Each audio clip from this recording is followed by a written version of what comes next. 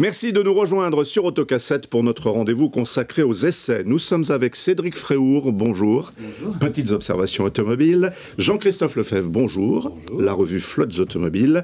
Jean-Michel Normand du Monde, bonjour Jean-Michel. Et notre ami Stanislas Laroumet d'Automoto, bonjour Stanislas. Bonjour. Cédric, on commence avec vous. Gros plan sur le SUV BMW X2. Alors on nous dit plus sportif, plus branché, plus cher que le X1, il y a d'autres choses à dire sûrement. Ah, beaucoup de choses. Gros plan, c'est le bon mot parce qu'il faut la regarder. Elle est très jolie et j'allais dire tout est dit, on peut s'arrêter. Il manquait en fait dans la gamme BMW un SUV qui soit tout à coup attirant. Je ne veux pas digresser trop loin, mais jusqu'à présent le nouveau design BMW il est assez torturé, donc ça manquait de finesse. Et ils avaient justement dans leur famille une plateforme qui se prêtait à ce jeu-là, d'un trait délié et assez fuselé, et c'est le X2. Il est dans la catégorie des SUV en fait les plus attendus en Europe, c'est-à-dire ceux qui mesurent entre 4,20 m et 4,50 m, c'est le plus gros du marché. Et voilà qu'il arrive. Le designer n'a pas changé. Hein. Le designer n'a pas changé. Il a simplement tout à coup... il s'est sans doute libéré. Et surtout, il a repris, en tout cas pour le lancement, des mécaniques qui sont celles des vrais BMW. Donc il y a les diesels, mais aujourd'hui, les diesels, ils battent de l'aile. Il y a surtout un essence, en tout cas pour le lancement, de 190 chevaux qui fait parfaitement le job. Et puis surtout, ça reste une expérience à conduire parce que même si elle partage sa plateforme avec le X1 qui est un peu plus familial, le centre de gravité a été un peu abaissé et à conduire, à rouler, pour prendre un terme de journaliste automobile, elle est encore plus agréable. Et résultat, ça fait un très bon cocktail. Évidemment, ça coûte le prix d'une BMW, c'est-à-dire qu'avec des belles options, on va atteindre 40 000 €. Généralement, ce genre de modèles, ils sont loués pour des sociétés, donc on peut effectivement avoir des loyers assez intéressants. Les équipements sont chouettes. Deux remarques, il y a encore beaucoup d'aiguilles à bord. Oui. Aujourd'hui, il y a un changement et une bascule qui s'opère avec des écrans digitaux de plus en plus présent. Et résultat, c'est marrant parce que la mayonnaise ne prend pas totalement. Il y a surtout beaucoup de boutons. Je sais pas, ce serait intéressant de voir combien de temps BMW va résister justement à des applications beaucoup plus zen. Et puis je suis trop bavard, je vous laisse la parole. Mais les flottes automobiles, est-ce qu'elles vont se passionner pour cette X2 Bien sûr, comme le disait Cédric, c'est la principale cible. Hein. On va dire que les 2/3 seront vendus en entreprise. C'est pour ça qu'il ne faut pas enterrer le diesel. Encore aujourd'hui, et sur les loyers qui sont donnés les 3 ans à venir, le diesel en entreprise a évidemment sa place parce que l'essence n'est pas encore totalement défiscale. Enfin, on ne peut pas récupérer la TVA sur l'essence. Ça, c'est une première chose. 2, les valeurs résiduelles sont encore très bonnes sur le diesel parce que une fois qu'elles reviennent, il y a encore des amateurs à moitié prix. Et sinon, elles partent vers l'est de l'Europe, où il y a encore plus d'amateurs. Donc, il ne faut pas enterrer le diesel, même s'il y a des questions à se poser sur est-ce qu'elles vont rentrer dans les villes ou pas. Ces véhicules-là sont tout à fait propres, entre guillemets. Du coup, la consommation est un peu plus élevée. Alors, pour revenir au X2, moi, ce que j'aime, c'est que c'est moins... un véhicule familial, plus un crossover finalement. Il est vraiment racé. Hein, et moi j'aime bien, plus compact, hein, il est plus court de 8 cm, je ne sais pas si tu l'as dit. Donc il est vraiment plus, polyvalent dans le sens où pour un couple sans enfant, c'est parfait. Et pour un cadre d'entreprise aussi. Son seul souci, c'est qu'il est très cher. Il n'y a pas que ça comme souci parce que il est quand même, on parlait du diesel et les petites voitures allemandes en général et BMW en particulier a du mal à bien sonoriser ces petits diesels.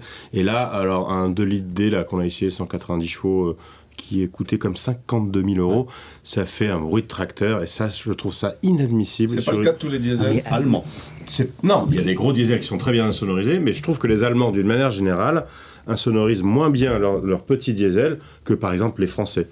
Et donc je trouve ça très cher et c'est aussi pas très confortable un X2 puisqu'il y a des jantes qui vont jusqu'à 20 pouces, donc évidemment c'est plus sportif qu'un X1, c'est plus court, on l'a dit aussi, et c'est un sac. Vous savez ce que c'est qu'un sac? Non.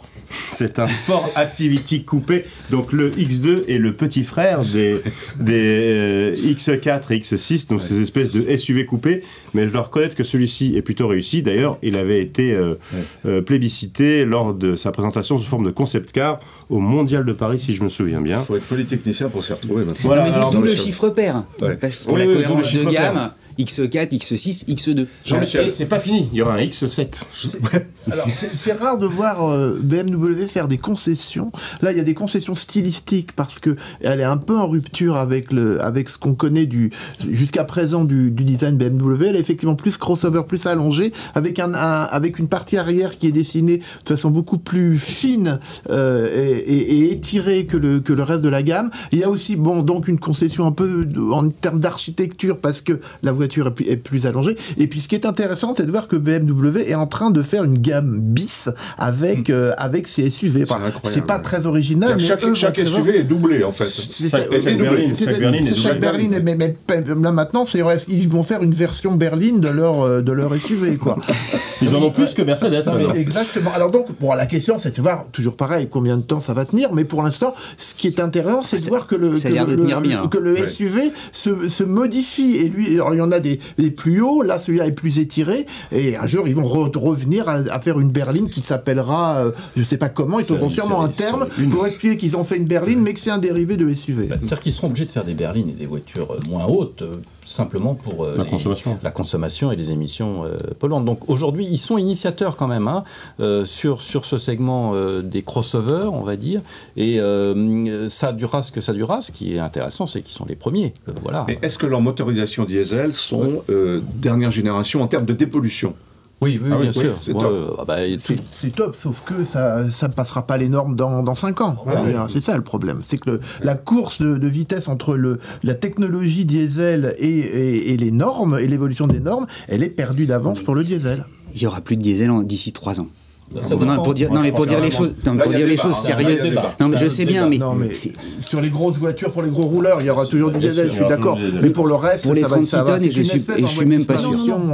Alors c'est un autre débat. Simplement, il faut savoir que si on abandonne le diesel, on ne tient plus les objectifs de réduction des gaz à effet de serre, qui sont le CO2. On est déjà hors. C'est politique. Oui. Donc de toute façon, c'est une décision qui ne va pas dépendre des constructeurs, enfin si, puisqu'ils font du lobbying, mais surtout de l'Europe. De la Commission. Un mot des prix, ça me semble martien les chiffres que vous évoquez. À partir de 32 450 euros. Enfin bon, pour une voiture correctement équipée, comme on dit entre guillemets. Ouais. Oui, mais ça vous semble compétitif? Non, mais attention, non, c'est pas compétitif. C'est des gros moteurs sur des 4 roues motrices. Non, 32 450 euros, c'est le prix de base. Oui, non, on parle de 40. Ouais. Non, oui, Jean-Michel. Je pense qu'il faut, pour une voiture comme ça, il faut presque arrêter de parler de tarifs. Ça ne compte pas. Non, il faut parler loyer. C'est le miracle de la LOA qui permet... alors ça nous donne quoi, là, 800 euros mensuels, 800-900 pas tant. On doit dans les 600 ou des poussières.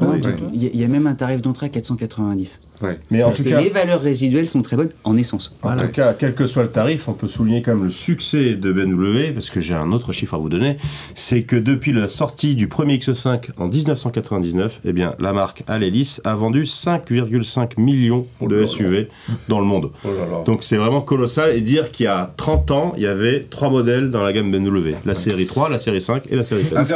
Ce qui est intéressant, c'est que ça démarre avec le X5 et que c'est parmi les précurseurs en matière de SUV à la fin des années 90. Après le ML. Après le ML, voilà. Ce sont les 2 premiers qui ont ouvert la voie. Avant, il y avait le Range Rover, le Jeep Grand Cherokee. Et vous ne voyez pas l'ombre de l'amorce d'un déclin sur ce segment des SUV? Non, parce que tout le monde tous les marchés sont en train d'arriver à 40% après avoir été à 30%. La voiture mondiale, c'est le SUV. Ça progresse partout. Ce sera le mot de la fin. BMW X2, merci.